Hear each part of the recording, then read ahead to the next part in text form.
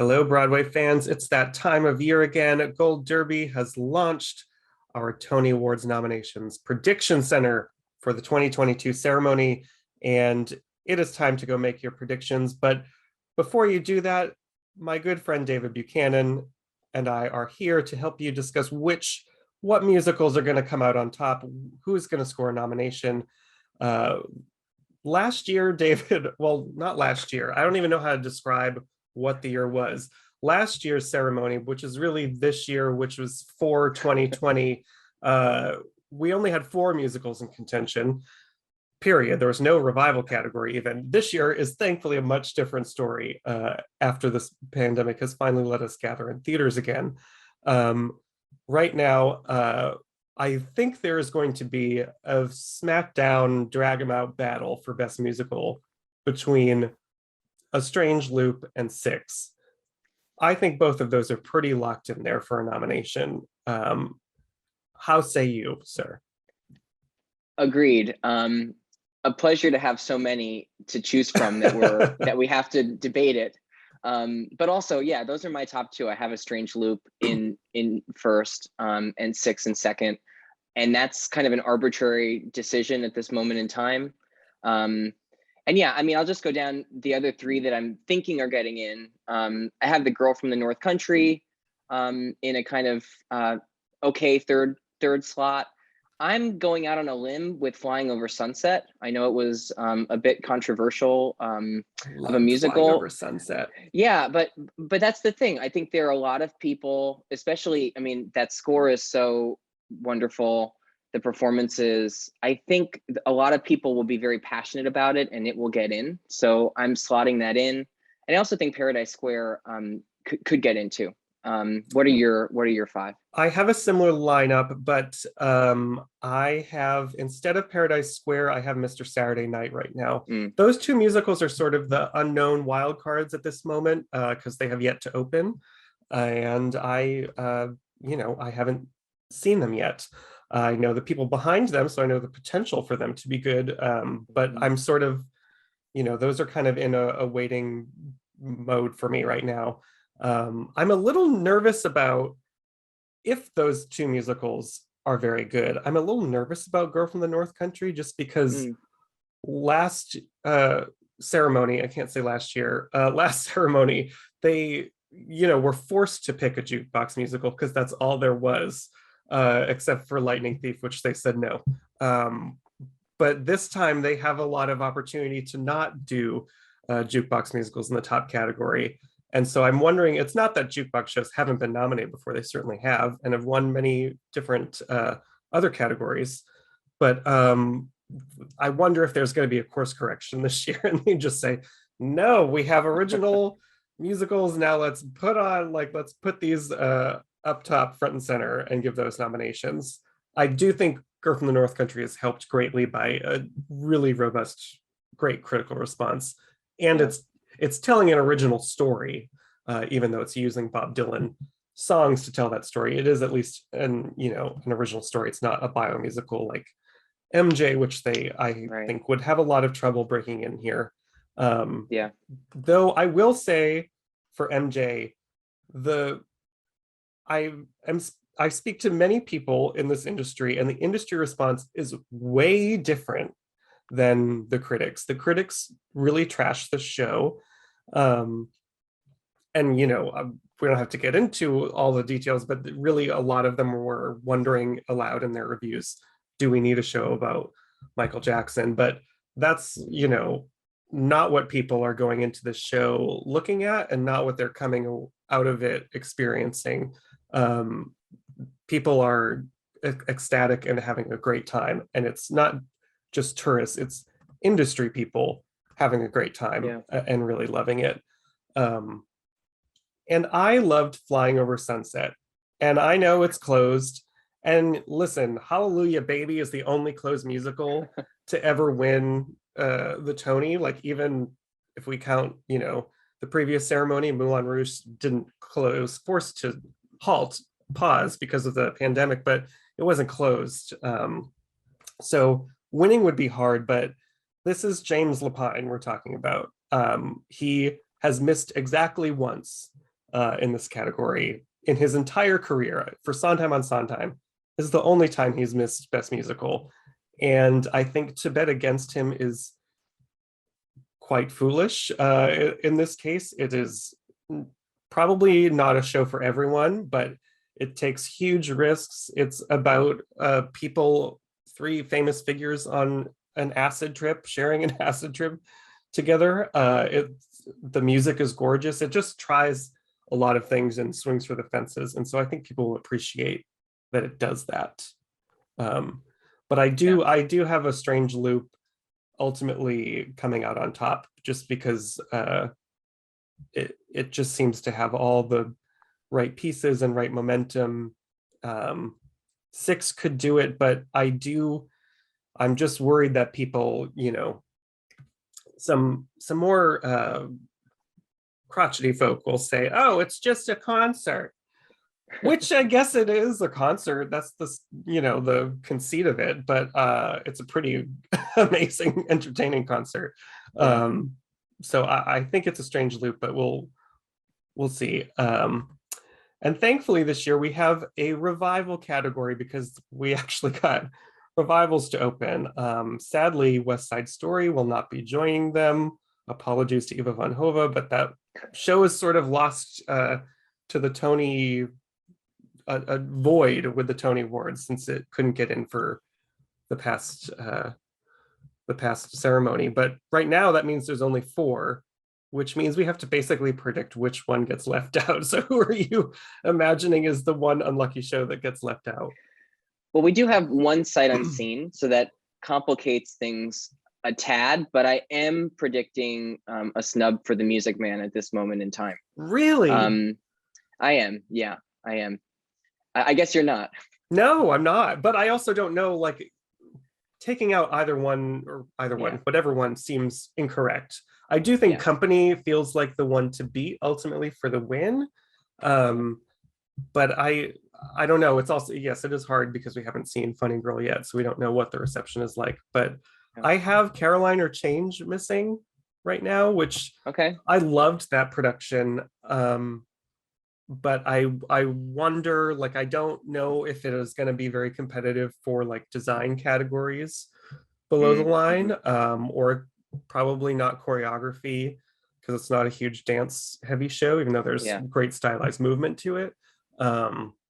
So I'm just wondering, like, are people going to look at that and think of it only as the performances, unless the overall show, because it had like the cast is amazing, and it will definitely get at least one acting nomination, if not a win. But I'm wondering if that will be the sort of breaking point in terms of which of these is the unlucky one to not get a nomination.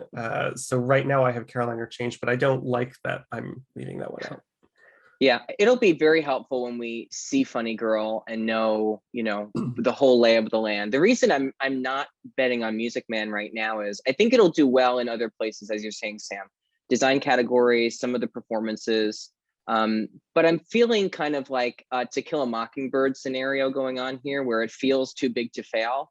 But I don't know, if you're looking at especially Company and Caroline or Change, I think the passion behind those shows is going to be so strong. Funny Girl is the kind of question mark, and Music Man, I think people are going into it, with expectations that perhaps are not being met, at least, based on what I'm hearing. I haven't seen it myself, as a caveat, so that's maybe why I'm, marking it off of my ballot at this moment in time. But that's kind of what I'm thinking. It's going to do well in other categories and be a shocking omission on nominations morning.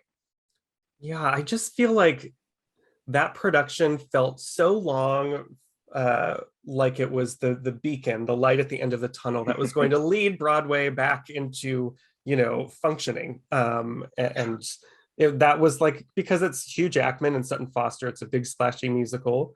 I know the reviews for it were not as stellar as like the Hello Dolly revival, which is what people want it to be. But critics are also not voters, so that doesn't matter all the time. And I think, I don't know, I feel like it's also pure like kind of escapism to classic golden age musical, which the other ones maybe are not. Like Company is not that, Caroline or Change is not that. So it's kind of like almost the apple in the bag of orange, or the orange in the bag of apples, whatever way you want to say that.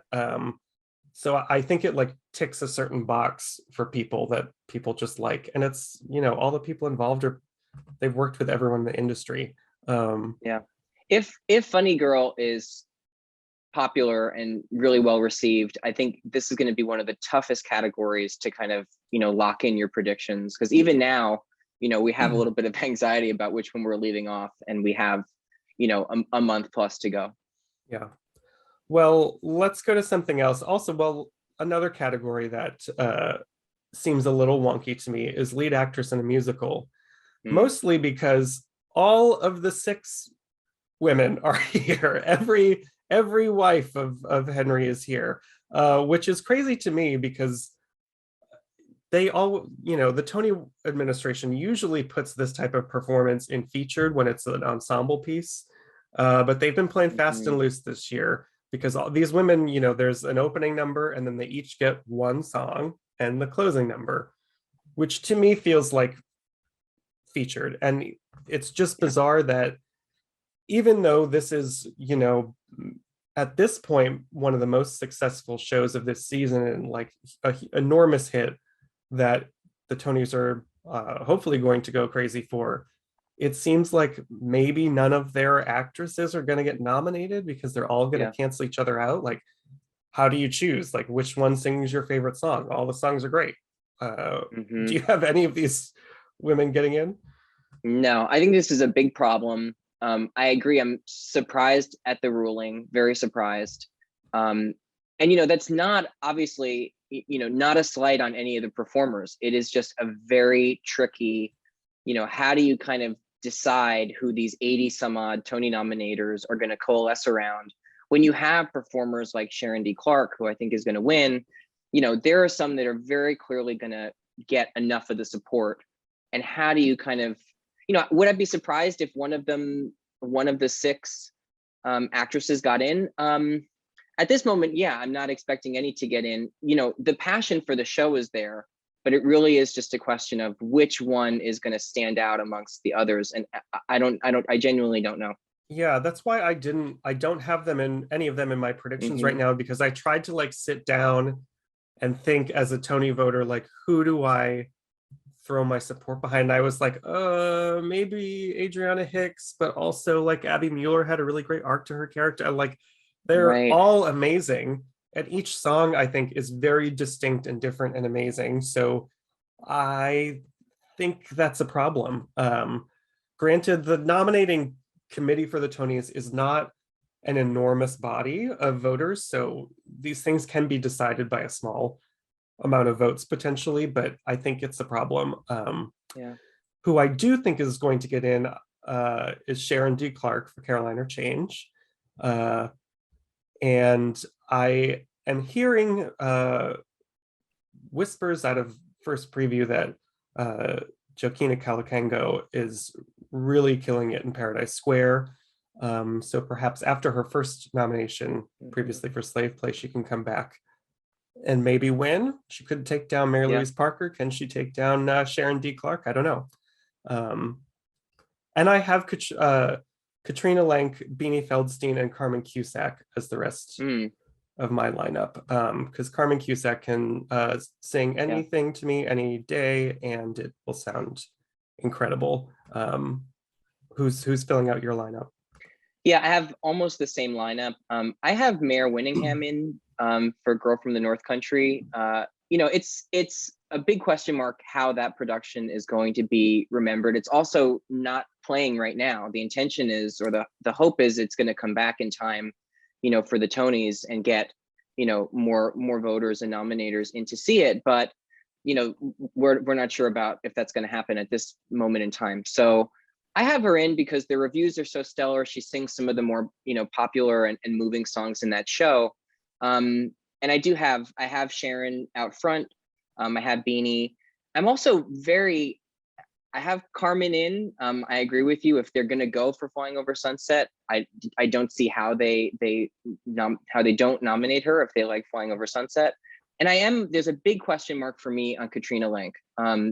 Past Tony winner for the band's visit, has done a number of shows that were also well received, like Indecent. Mm-hmm. But some mixed response to the performance. If Company is just kind of their marking Company everywhere, I don't see how she misses. But not everybody loves her interpretation of Bobby. So we'll see. Yeah, that is true. You kind of have to. Excuse me, everyone. I'm getting over a cold, so this is the voice and status you're dealing with me in today. But in terms of Katrina Lenk, she is not performing it the way that Bobby is normally performed. Mm-hmm. So if you are going in with a set mindset of what you want Company to be, which is frankly a bad way to go into this production because everything's different, so don't go in with that mindset, you may be disappointed, because she was very clearly hired to put her distinct characteristics and her distinct style on it. But I just think that production overall is really well liked. So I have her in for now. But same. we should get over to Best Actor in a Musical, where our early predictors in the prediction center have Hugh Jackman out front. And I don't know if they're going to give it to him again. He is actually, I believe, the only past winner up for this category. There's other, Harry Patton has been nominated before, Robin Karamloo, Tony Yazbek, Rob McClure, but he was the only one to win. And I think there's an opportunity for someone to sort of, have a Star is Born moment or get their first win after being overdue. So I have Jacquel Spivey from A Strange Loop taking this one. I have not seen this Broadway one yet, obviously, because it hasn't opened, but I did see it off Broadway. And if he does anywhere near as well as Larry Owens did with that character off Broadway, he will definitely get nominated and be very competitive for the win. Do you have Hugh winning, or are you going for someone else? No, I have just as you do, and I have Miles Frost in second place. We were talking earlier about, MJ might miss Best Musical, but I do think it's going to do quite well in a lot of these other categories. And I do think Miles Frost is really in this race. So I have him in second. I do have Hugh Jackman in, even though I'm not very bullish on The Music Man overall. I do think he's pretty secure for a nomination. I have Billy Crystal too. That's kind of sight unseen. So we'll see. I mean, I think, if it does get into Best Musical, if it's well received, I think the score, has a shot, and then, maybe Billy Crystal, but that's a big question mark for me right now. Yeah, that's such a, it's also just people vote for how they feel, whatever award show you're talking about, they vote based on their emotion attachment to something. And who doesn't like Billy Crystal? He's one of the most liked people in the world, probably. So I haven't, Mr. Saturday Night hasn't debuted yet, but he could be a major force in this category. And is, a veteran of the industry who has not been here before. I think his 700 Sunday show opened just after they canceled the special event category. So right. He doesn't have a Tony. That's the only other thing he's done on Broadway. I have a similar lineup to you. I also think Rob McClure from Mrs Doubtfire will get in. He is phenomenal in that show. It is the perfect kind of highly physical role. He's great at the impressions. It's a great fit for him. And Tony Yazbek, Flying Over Sunset. I don't think it's maybe not guaranteed. He certainly doesn't dominate that show the way that Miles Frost is. MJ, a lot of these men are the central figure of their show, and he's one of three central figures. But he just feels like one of those people who's kind of overdue and just waiting for the right time to win something. He's just a Broadway workhorse, and he plays Cary Grant. It's a great an amazing fit for him. He gets an awesome tap number. So that could happen. As I lose my voice still, we're going to switch over to another category. And we'll take a look at featured actress in a musical. Can anyone topple La Lupone? David? No. I mean, never say never. There are some very strong performances in this category, so I don't want to discount them, but everything about Company, as you were saying about The Music Man kind of being a beacon during the pandemic, Company was too, I think. A major Sondheim revival, with Patti LuPone returning to a musical after she swore off doing musicals ever again, doing Joanne, the numbers in the opening of the show, but also The Ladies Who Lunch. I mean, I don't know if there's a compelling case to be made that she is going to lose. Yeah, she just, I can still vividly see some of the ways she delivers those lines, even outside of The Ladies Who Lunch. Like, her line delivery is bananas. It's an amazing role for her. And I think she's like maybe the only person I've ever seen do Joanne and avoid comparisons to Elaine Stritch. She like doesn't fall into any Stritch-isms in this role, and really makes it her own, which is a tall order for a character and a song that have become synonymous with one person over the decades. So I think she's winning. I do think she'll be joined by her co-star Jennifer Samard, who is probably one of the funniest people on Broadway right now. And she was the lone nominee from that show Disaster with Seth Rudetsky for playing the nun with the jukebox. And I think she's going to get in here as well. And a lot of people, agreed. The odds have Jane Lynch for Funny Girl in second place. I think she might. That role of Fanny's mother in that show isn't a huge one, so we'll see what she does with it. I mean, Jane can certainly make a meal out of most anything, so maybe she can definitely turn into something. But I think I have her in last place in my predictions right now. Same. And I'm tempted. Same. I'm tempted to kind of swap her out with like Elle Morgan Lee from A Strange Loop. I saw her off Broadway and is incredible.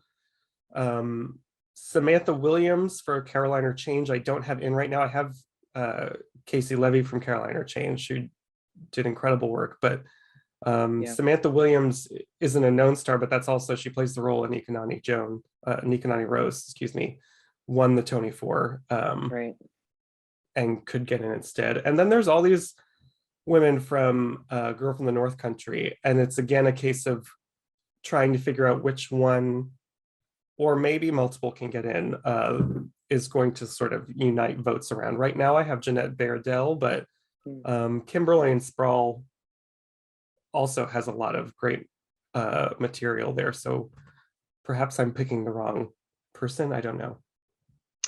Yeah, I don't know. I have a very similar lineup to the other person who's doing well in our odds, and I'm thinking about is Jane Howdyshell. And the only reason, one of the only reasons is I remember back to the 2012 season where the Follies revival was in contention. So many featured actresses in that. And I think a lot of people, myself probably included, betting on like Elaine Page. And, there's Jane Howdyshell with a nomination for Broadway Baby. So they clearly love her. She's one for the humans. If they are, more favorable on The Music Man than I'm expecting at this moment, maybe she gets in again. I mean, they love her. So, and I should say, we haven't seen Paradise Square yet, which hasn't premiered. So someone, if that takes off, who could start rising up these odds is Chelina Kennedy, I think, who's fantastic. Well, let's quickly go to the corresponding category, featured actor in a musical, where I think another company person, barring a last minute entry, looks pretty unbeatable, is Matt Doyle, I hope, who is playing the gender bent version of Amy, now Jamie, singing Not Getting Married Today, which is absolutely fabulous. Is he winning for you? He is. I agree. A lot of really strong contenders. I have some, kind of maybe some odd choices right now because, because there are people we haven't seen yet. And also I do think Matt is quite out front. So I'm kind of toying with who else to put in the lineup. Who do you have, like, who is your closest competitor in, like, number 2? I can't decide, but I have right now, what I've done right now is then I have Jefferson Mays for The Music Man, Okay. Mark Kudish, Girl from the North Country, Claiborne Elder from Company, and Robert Sella from Flying Over Sunset. I guess Robert Sella is probably the biggest gamble in there right now because that is closed, but it's a really meaty role. Like, they advertise this as the story of 3 real people, but he also plays a real life figure who is very central to the plot. And I was confused when I saw it. I was like, why wasn't he also on the posters? He has, like, just as much material as Harry Haddon Payton, I think. It's not a super hammy, like, scene chewy role, but it's, I think, really moving. And so I don't know, I have him in there tentatively.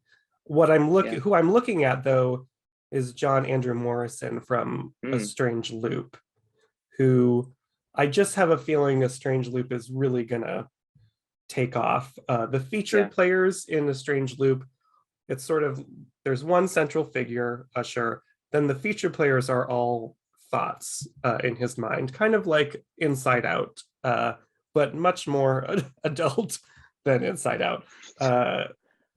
And he gets some great material. He did get some nominations when it was off Broadway, so I'm actually convincing myself right now that I might actually throw him in there. I think Strange Loop is going to do really well across the board. Yeah, I agree. I have a very similar list.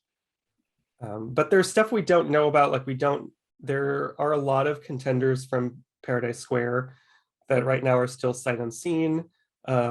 I think there's a lot of options too from Girl from the North Country. Mark Kudish is a great option, but it's just as likely that, another person like Todd Almond could get support there too. And I will say, the person who it would kind of tickle me if he got a nomination is Peter Bartlett from Mrs Doubtfire, who does not have a song, but is so delightfully demented as Mr. Jolly, and just like he just has a couple scenes really, but I think gets some of the biggest laughs of the show. So if there's a sort of a dark horse candidate, I think it's Peter Bartlett for Mrs. Doubtfire. I'm waiting on, like, Mr. Saturday Night too. David Paymer is high in our odds. So many shows still. We'll see in the next few weeks. Maybe our list will look quite different. Although I do think, I'll have Matt Doyle out front for the foreseeable future. Yes. Well, as we wrap up here, let's quickly look at score and book. Score, last time there were only plays nominated. Do you think a play will get nominated this time, or is it all going to be filled out with musicals? I do have a play in there right now because why not? We have we have some time to play with our picks. So the play, I won't bury the lead. The play I have in there right now is the Lehman trilogy for its piano score, which is almost another character in the piece. So I don't think it's that outlandish to think in some universe it could happen. So I have that in there right now. But otherwise I have A Strange Loop, I have 6, I do have Flying Over Sunset, and I have Mr. Saturday Night because of Brown, the composer, but I there are some other options. What do you have? Jason Robert Brown has won Best Score even when his show wasn't nominated for Best Musical, so I definitely think we should watch out for him in that sense. I have 6, A Strange Loop, Flying Over Sunset, Mr. Saturday Night, and Paradise Square. Obviously, those last 2 are sight unseen. I'm just kind of place-holding them in based on the caliber of people there. There's also, the Kirkpatrick brothers got in for Something Rotten. So Mrs. Doubtfire does kind of fill a niche that isn't otherwise represented, I think, of like the big brassy musical comedy. Though Mr. Saturday Night could potentially fill that. What I'm also curious with is there going to be a split between score and book? And right now I am predicting a split between score and book. I think A Strange Loop I have out front for book and 6 for score. Just because 6 feels like such a huge thing that they're going to give something to, and but they also like it, and if they're not going to get an acting win or maybe even acting nominations because their women are all in lead together, this might be, in my hypothetical scenario where A Strange Loop takes musical, this could be the one big prize that 6 takes. Maybe some design categories, but I think A Strange Loop will definitely get book. I think Michael R. Jackson can at least polish off one acceptance speech for best book. Agreed. I have that out front for book. You know, I have some of the other ones that we're talking about for best musical. One that I don't is for MJ, the musical. I think the love for Lynn Nottage as a playwright, she's having an extraordinary season. She had Clyde's on Broadway. She has MJ on Broadway. She wrote the libretto for Intimate Apparel. I think she wrote the libretto, although no, it was an adaptation. My apologies. But she has, you know, an opera adaptation of Intimate Apparel at Lincoln Center. And I think they just love her so much that I could see it get into book, even though it doesn't get into best musical like we're talking about. Well, I do have, I don't know about MJ there, but I do have that out front for choreography right now because it's such an integral part of it. And it feels, I feel like MJ, Music Man, 6, and Paradise Square, I would be very shocked to see those miss. And I'm even saying that having not seen Paradise Square because it's Bill T. Jones. So like, what do you want? It's going to be great dancing. And in the last slot, I have For Color Girls making it in, the rare play to make it in for best choreography, just because so many other musicals, well, Funny Girl could be what gets that 5th slot actually, which we haven't seen, but many of the other shows are not super dance heavy musicals. Right. So we'll have to see what Funny Girl entails and what Mr. Saturday Night entails in terms of choreo, but like, you know, Caroline or Change is not full of dancing. Girl from the North Country is not full of dancing. Flying Over Sunset has moments of dancing, but is not the main storytelling device there. So it's kind of a toss-up for that final slot, I think. Yeah. Well, yeah, I have Funny Girl in the final slot, but I think you're onto something though, about For Colored Girls for sure. Yeah. Watch out, Camille A. Brown. She's coming. She's having a moment. So what do you think, everyone? What are your predictions? Make sure you log on right now. Nominations are going to be announced May 3rd. So we still have time to play around, see what feels right, what feels wrong, and who is going to be nominated. Thank you, David, and fill out your predictions now.